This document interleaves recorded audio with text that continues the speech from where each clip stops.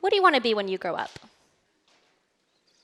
You're 4 years old, and you're being asked this question for the first time.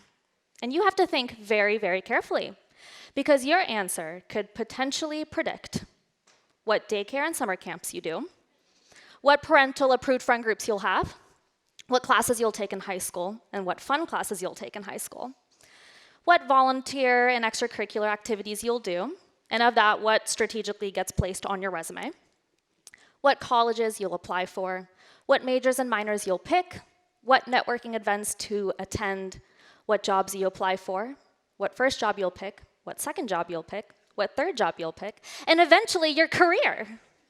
So, if all things go perfectly well, little Jani will say, I'm going to be a doctor.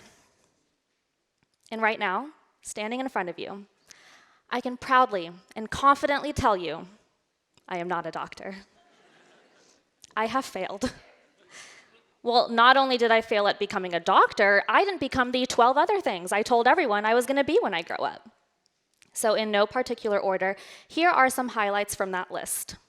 A doctor, an actress, a politician, well, the President of the United States of America, an engineer, a scientist, a historian, but specifically one who studies hieroglyphics or the ancient pyramids of Egypt, a pro soccer player, and a garbage truck driver.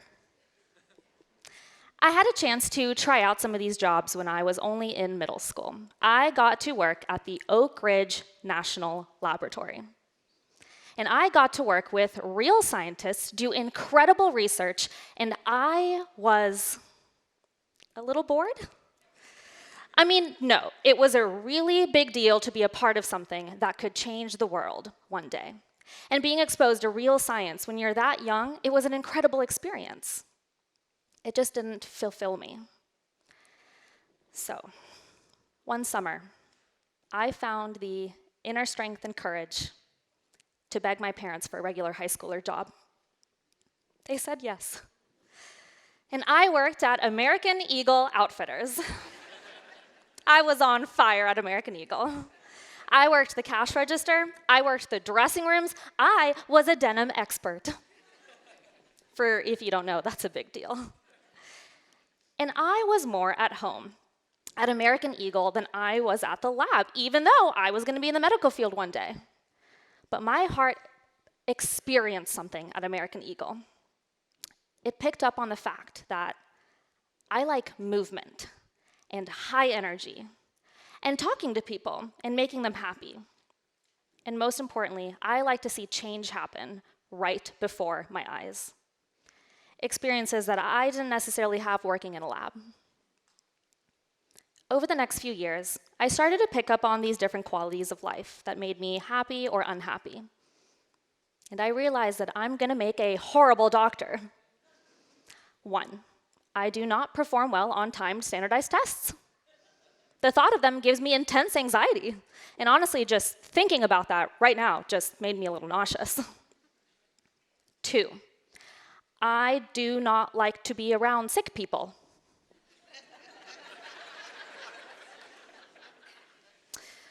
3, I do not like competitive environments other than game nights. 4, I do like to turn off my brain and immediately exit work mode the millisecond I come home. And 5, I do like having a very regular work-life schedule. I wasn't very confident that I wanted to do it anymore. But I had told the whole world that I wanted to be a doctor. I had made every life decision to that point based on that one goal. And now I just wanted to change my mind. People are going to look at me differently. I'm going to look at myself differently. I was giving up. Only I wasn't. I had simply learned more about myself, and that's okay. Changing my mind should be okay. I realized that I shouldn't pick my end goal and make every decision to get me there. Instead, I need to figure out what makes me happy and my goal will follow me to the end. Because then there is no way to look back and think, I failed. The only possible thought is, I did it. I'm happy. And I realized that kids could benefit from this gift. I mean, this gift could give them creativity, freedom, self-discovery, and self-expression. Imagine not asking a child every day, what are you going to be when you grow up? Instead, you're giving them the opportunity to choose their own path. Now, thank God I realized this in my 20s, but I wish that I had realized it earlier. I realized that my own peers could benefit from this mentality. So I decided to become a college mentor. And I did not ask students, what do you want to do after graduation?